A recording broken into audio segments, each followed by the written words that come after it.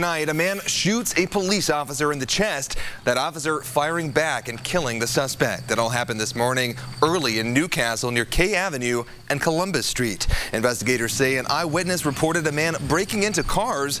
Officers say 24-year-old Jared Burke refused to stop and tried to get away on his bicycle. A K-9 officer stopped Burke. That's when investigators tell us he pulled out a gun, shooting an officer in the chest. That officer firing back, hitting Burke. He later died at a local hospital. The officer is expected to be okay thanks to a bulletproof vest. Neighbors say this is disturbing, but not surprising. It's something that's very scary, of course, for anybody, because we have grandchildren who come here quite often, and we don't like to hear that sort of thing, but it's not surprising. We have a lot of trouble with drugs in this town, and we're hoping that that gets cleared up in the future. Police say they believe that protective vest saved the officer's life. Several agencies are investigating the shooting. Also developing tonight, a masked man invades a Tennessee church, walking down the aisle and shooting people inside. One person is dead and 6 others are hurt. Police in Antioch, Tennessee say the suspect pistol whipped an 8th victim as well. Investigators say most of the victims are older adults. The shooting happened at the Burnett Chapel Church of Christ, not far from Nashville. Police say the gunman is 25-year-old Emmanuel Sampson. They say he shot and killed a woman who was walking to her car before he went inside the church. And it may be fall, but it does feel like summer outside. In fact, we tied a record high today at 92 degrees. So, Kyle, what do we need to know as we head into this evening and tomorrow morning? Well, Matthew, we've got to prepare for more heat. It's just going to continue to come our way here over the next couple of days. As mentioned, 92 degrees today, and those 90s are really stacking up. Our 4th day in a row of 90s, and that's our longest stretch of 90-degree heat here for the year, and it's our 12th of the season and summer and fall. Here's a look at temperatures right now. We're at 89 degrees in Indianapolis after that 92 high. It's 90 for you in Fishers and 89 in Bloomington. Temperatures will stay warm with those clear skies around this evening. 86 degrees for you at 7 o'clock, and we'll still be near our average high for this time of year, even by 11 o'clock tonight in the lower half of the 70s. Tomorrow morning, stepping out the door into the lower and middle 60s around central Indiana.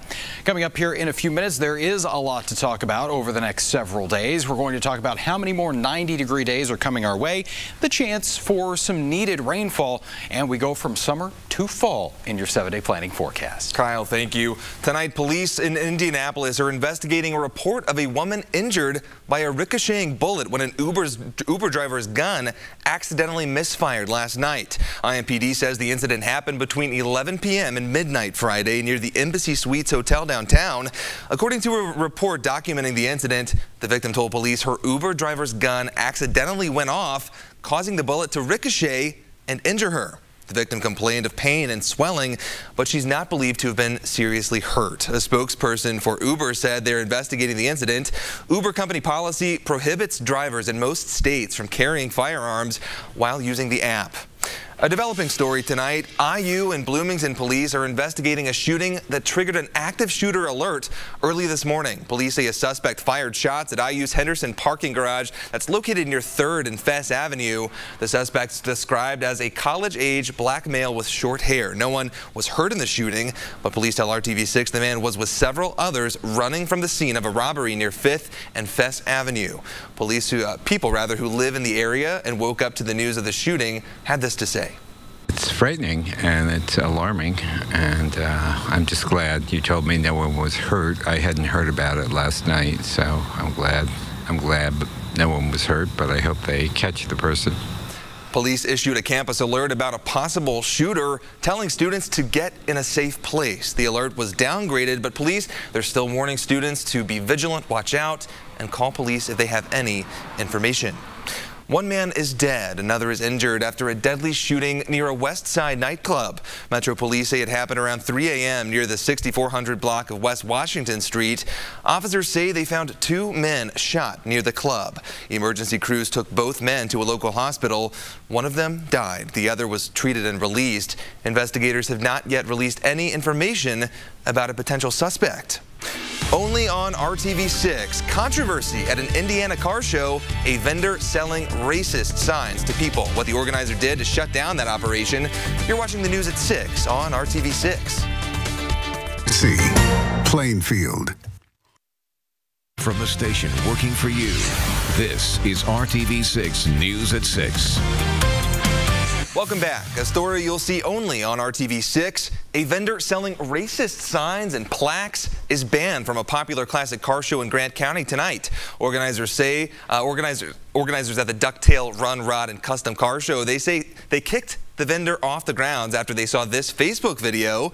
It shows signs for sale reading "white only" and colored seating in rear, as well as posters of black children eating watermelon. Organizer Mike Salter over the phone telling RTV6, quote, "I looked over on the table and there was all this crap. They were right. The stuff was right there. I said, hey, get out of here now. Get it out of here right now. The whole thing, booth and all, and you'll never ever be back, period. No negotiations." Salter says he and other organizers have already gone over plans to ensure next year's vendor applications have very specific language, keeping this kind of thing from being sold. All new at 6, a beloved ice cream store in Bloomington. They're back open on South Walnut Street. The Chocolate Moose held its grand reopening today after closing in 2016. The store closed its doors in order to make room for new apartment buildings. The ice cream shop is on the first floor and will now have indoor seating for more than 30 people, as well as patio seating. The general manager says all of their ice cream is still made right there in Bloomington. And Kyle, I don't know about you, but this heat, I could really go for some ice cream right now. And eat it fast. Yes. Because that's going to be melting out there. It's going to be a milkshake. Yeah, we had another summer-like day. All that sunshine you can see from Greencastle. Temperatures that warmed into the 90s. Whew.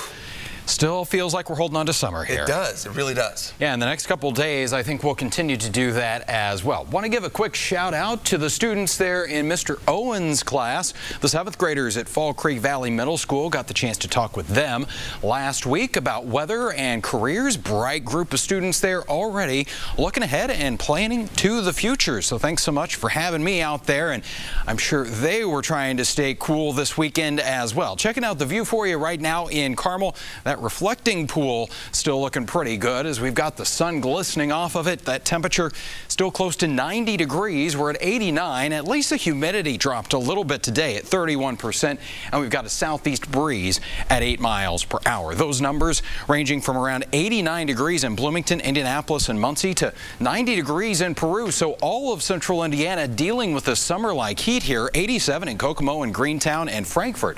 You're coming in at 91 degrees still at this hour. As we take you into your Monday morning, no need for the jacket here. Temperatures will be starting off in the middle 60s, and we'll have those clear skies for you. That sunrise officially happening now after 7:30 in the morning at 7:36. As we put TrueCast into motion, starting off with a lot of sunshine for your Monday, we'll see a few more clouds kind of bubble up as we head through the afternoon, but not anticipating any rain from those clouds as this dry and warm stretch continues. Once again, we'll make a run at 90 degrees in Indianapolis and Bloomington, 89 for you in Peru and Lafayette. And that does put us back in record territory. Tomorrow's record, a long-standing one, back to 1891, the record high temperature of 92 degrees. So we will be at least very close to it. And again on Tuesday, we'll be back into the 90s there. 91 degrees in Indianapolis. That is the record for Tuesday. 90 for you in Muncie and 92 degrees in Bloomington. I think we'll have a little more cloud cover on Tuesday, but it's not until Wednesday that's really when things start to change for us. TrueCast put it into motion here, and as we go into the afternoon, there's a small chance for some rain showers to come with a cold front. It's not going to do a whole lot for the deficit of rain that we've had. The bigger impact will be on temperatures in your 7-day planning forecast. Our high temperature 83 for you on Wednesday, 72 on Thursday. So we're going to go from the shorts to maybe the jacket, especially by Saturday morning. A temperature of 50 degrees and a high for the afternoon. 68. I'm willing to wear the shorts on Friday night. I'll just say that. At least for the evening. Brad will keep it going. Sleeves for sure. and shorts, maybe. Yeah. 60s is not bad for those. All the more reason to look forward to the weekend. This is the reason why there's a roof and a window on that stadium downtown today, because that would have been bacon. Well, there's some hot games out there. As for Lucas Oil Stadium, well, something to celebrate. If you're a Colts fan, you'll take it. Win #1 in the books. We'll have the highlights and full reaction from the stadium coming up. Rallies and Checkers. Fast foodies know the deal. And a good evening to you. Several reports on the NFL morning pregame shows that Andrew Luck might be back in 3 or 4 weeks. So enjoy this while you can, Colts fans. But let's give this group a little bit of credit. They did enough today to get a win over the Cleveland Browns. That might sound funny, but it's still a W. Enough came after a slow start by the Colts, couple early punts, and then 4 straight touchdown possessions. Jacoby Brissett showing a little bit more of what he brings to this offense. Late in the first quarter, nobody open, so let's run it. He does that pretty well. That touchdown made it 7-0. Second quarter, nothing out of this play. Little spin move, little hop, little shuffle, and in. 14-7. After that one, we know Brissett could throw the long ball too. He didn't have to air this one out by any means, but when you got T.Y. Hilton, get T.Y. the ball. He does. The T.Y. does his thing. Good block there by Quan Bray. Back across the field and then a foot race. So T.Y. is going to win that one. That's a 61-yard touchdown. By the way, Brissett's first NFL TD pass, 21-7. A couple minutes later, how about a 4-pack of scores? Colts finish off this drive with Frank Gore churning those 34-year-old legs. The dive for the TD, 28-7. Colts up big. Cleveland got a late score, so 28-14 at the half. Second half, the Colts D making some step-up plays. Midway through the third, DeShone Kizer's pass picked off. Rashaan Melvin, one of those youngsters in the Colts secondary, comes up with it, keeps some points off the board. Then another one before the end of the quarter. This pass tipped, and it's Melvin again. Second pick of the day. Good return on